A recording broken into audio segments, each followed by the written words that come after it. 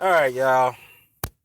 I thought I should do this very level-headed and sensible approach to this phenomenon of Floyd Mayweather. And yes, I admit he's a phenomenon. And the reason why I say that is because he, even after retirement, is still probably the most talked about fighter out there. um, Reason being, I don't know. But what I can say is this: is that what I've seen in the YTBC over the past year, you know, almost 1 year after he retired, which is exactly about almost what, 4 or 5 months now, 5, 6 months since he's retired.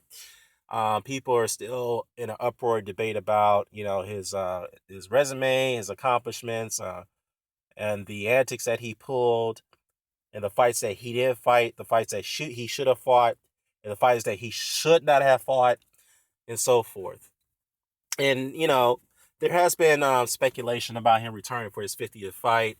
There's rumors of him being offered like a large amount of dollars to return, and like at a high seven figures, I believe, a very, very, very high seven figures, and whatnot. And yeah, there was rumors and speculations about that, but nothing has surfaced on whether who he was going to fight.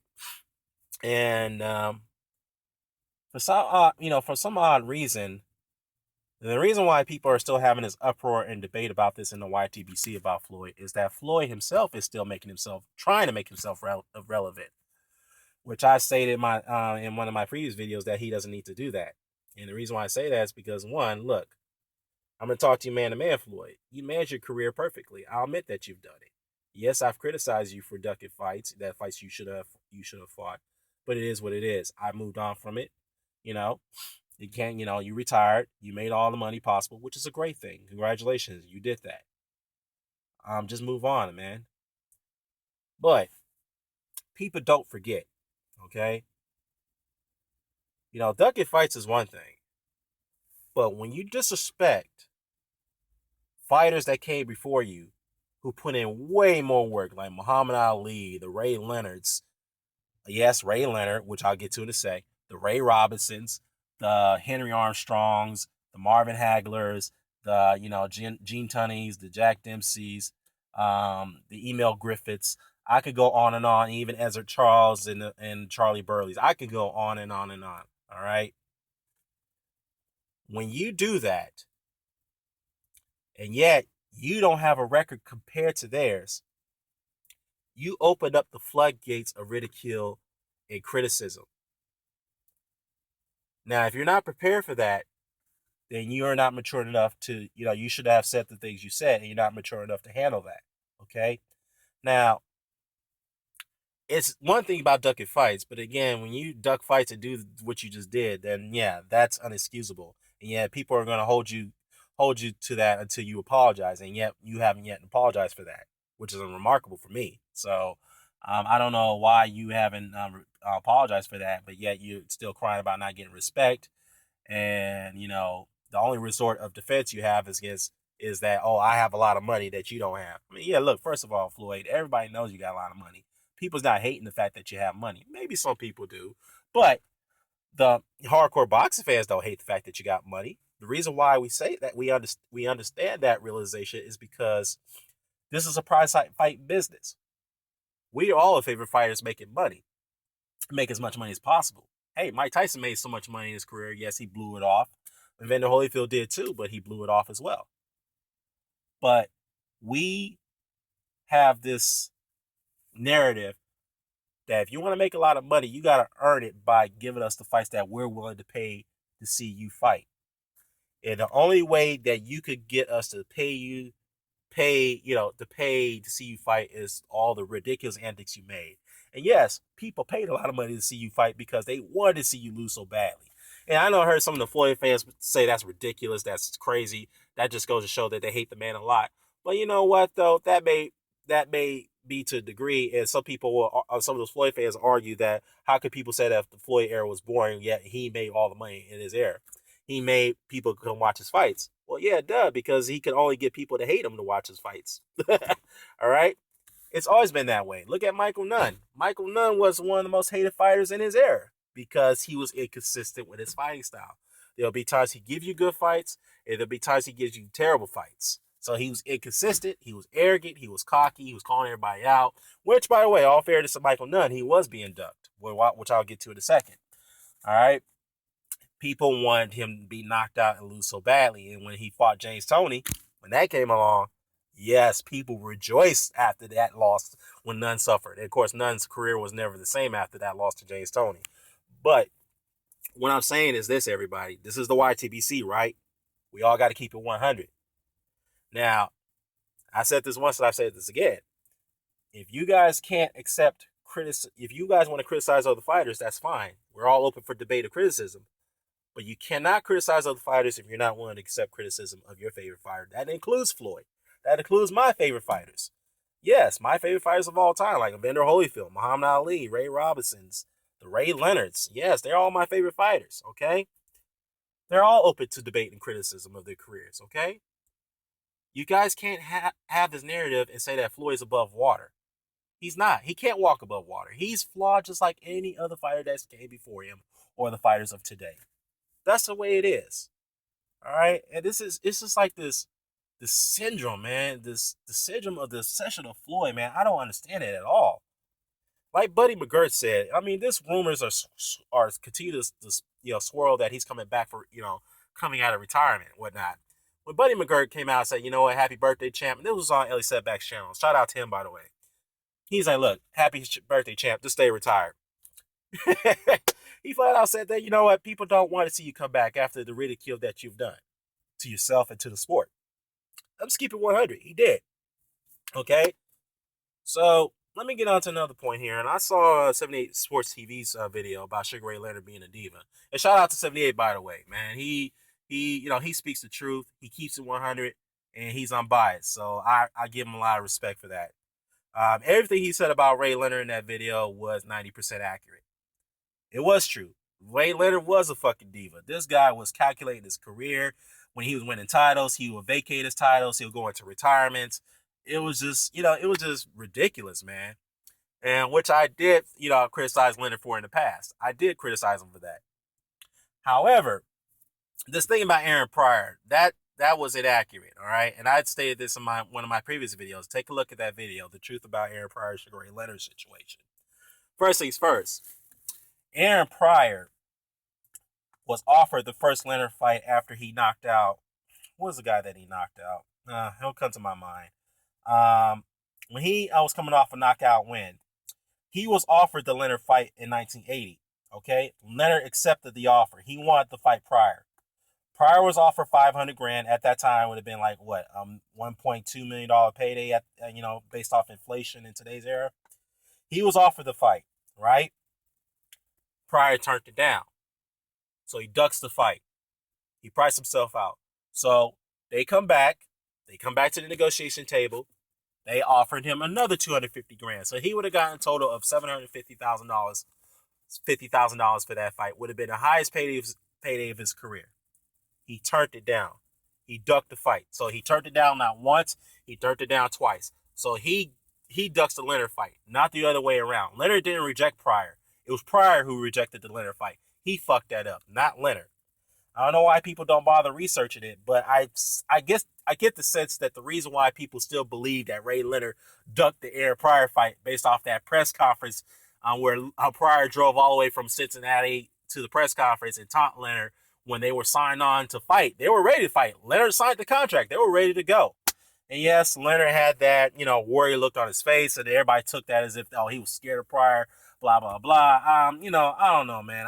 I don't believe that, to be honest with you. Yes, moments later after that, Leonard announced his retirement due to attached retina. It's something he suffered, which is all true. He suffered the detached retina prior to the Tommy Hearns fight, which was a brutal fight that he had to rally back and beat Hearns and whatnot. He just suffered that in a sparring session, and he suffered it again during that fight. And, some medical experts said that it was unwise for him to continue to fight, so that's why he retired. Yes, Aaron Pryor drew to the side when he heard the news on the radio, and he cried because he knew then that he had a golden opportunity to take the fight when he had a chance 2 years prior to that, and he fucked it up. So that was Aaron Pryor's fault, not Ray Leonard. So I wanted to make that clear. Take a look at my video on why that happened. And yes, I presented articles. I presented quotes exactly Aaron Pryor why he ducked the Leonard fight. In fact, there's a little snippet interview when he did like a 30-second interview after he finished his fight why he turned it down. Okay? And guess who Aaron Pryor did turn down as well? Aaron Pryor was notorious for pricing himself out in many fights. All right? So he had a reputation of being a diva as well. Probably a worse diva than Leonard. Okay? So let's leave it at that. Now, another thing that 78 pointed out was the fact that Leonard didn't want to fight Milton McCory. He didn't fight Donald Curry. He didn't want to fight Sambu Kalambe. There's a lot of guys he could have fought. Michael Nunn, Frank Tate. Look, I'll be fair and I'll be impartial. Yes, Leonard ducked the Michael Nunn fight. That's well documented. All right? Now, Sambu Kalambe, I didn't recall Sambu Kalambe, Milton McCory calling out Ray Leonard. They never called him out. Yeah, Donald Curry never called out Ray Leonard. I didn't hear about that. But I do know when do know is that, and 78 points out, which is totally accurate. Donald Curry, I think, wanted to fight Marvin Hagler. So he wanted to get that fight. So Ray Leonard talked to Donald Curry and advised him that he should stay down at the lower weight classes, whatnot. And then once you do that and you accomplish yourself at the 155 or 147 division, then you can move up to fight Hagler. So what did Ray Leonard do? He decided to take the Marvin Hagler fight instead. Which is a snake-ass move, to be honest with you. Yes. And yeah, due to that, Ray Leonard gets all the praise in the world for coming out of retirement 3 years later to fight a dominant, feared middleweight, one of the most feared, dominant middleweight champions of all time, which is Marvin Hagler. Okay? But my point is this, to 78's point. He wonders why people are not criticizing Ray Leonard as much as people are criticizing Floyd Mayweather for being a ducker and a diva. Well, the reason why is because Ray Leonard has fought opposition that was quality much better than Floyd Mayweather. And he took on more risk than Floyd Mayweather, despite his short career.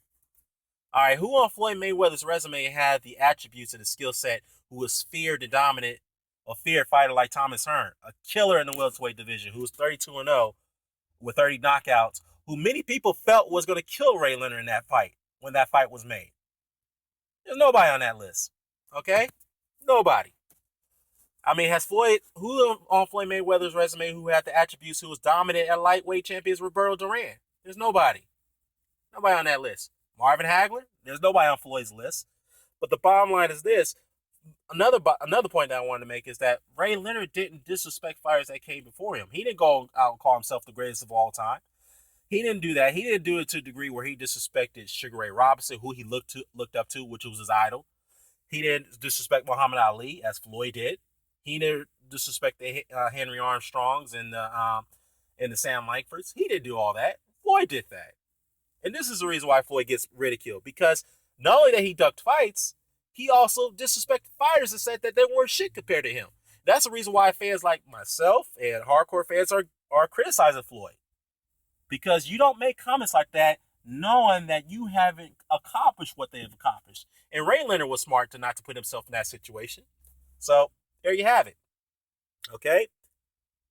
So, on to Aaron Pryor. All right, this guy, again, as I mentioned, he ducked multiple fights. Not just the Ray Leonard fight. Yes, he had bouts with Alexis Agora, which is probably one of probably the greatest moments of his career, whatnot. But Aaron Pryor had personal issues as well. Okay, and I forgot to mention about that too, about the Ray Leonard retirements. One of his couple retirements, with 78 didn't mention, is that Ray Leonard had a serious drug problem. He had a serious drug problem, and he also had some domestic problems as well with his first wife, I believe. This is not making excuses for Ray Leonard, but this is all fact, and this is the reason why he stayed out of the ring for such a long period of time during the 80s, because of his personal issues that he was going through with his drugs and with his first wife, whatnot. But Aaron Pryor, yes, he started to get $1 million paydays after the fact that he could get the Leonard fights, whatnot, or he turned down the Leonard fight, as I mentioned. He ducked the Leonard fights. So, guess who he also priced himself out against too and ducked? Roberto Duran. How I know this? Because I also brought up a article from the Cincinnati, from the U.S. Today. back in 1982 when it was published. And it's also in my video with the truth about the Aaron Pryor Sugar Ray Leonard situation. Aaron Pryor was offered the same amount of money that he would have gotten if he had fought Roberto Duran. His management wanted that fight. They set it up. They were ready to go. But Aaron Pryor, going through some personal problems along with his management, didn't want the fight. He didn't want the fight. And his management begged him to take the fight with Duran. They said, look, this is your another opportunity to shine, man. Take the fight with Duran. Take it. Guess what? He turned it down. He didn't want the fight with Duran. He didn't want the fight with Leonard. And when he finally got a shot, he was going to get a shot at Leonard. Yes, unfortunately, Leonard retired. And like I mentioned, some people are, putting out this conspiracy that Leonard didn't want no part of Aaron Pryor. Yes, I heard about the sparring sessions and all that. I've heard the stories about where Aaron Pryor got the best of Ray Leonard in sparring sessions. Yeah, that may be true. We all don't know what happens in sparring, but if there's a lot of people that come out and say, well, hey, Ray Leonard was being beasted by Aaron Pryor, yes, I'm going to take their word for it. But the fact is this. Aaron Pryor shot himself in the foot when he turned down the Leonard fight the first time and turned down the Duran fight, which many people didn't know about. Wow. Now, again, I love 78. I don't know him that well. I haven't really interacted with him, but I respect him a lot, man. And he's one of the reasons why I'm an uploader right now, because he keeps it as it is. He keeps it 100. Okay? So, yeah, that's just my plea to Floyd, man. Bottom line is this, man. If you take back the comments you said about Africa, my people that you disrespected, my motherland, and Muhammad Ali and Ray Robinson, then no one's going to ridicule you anymore. That's all I got to say.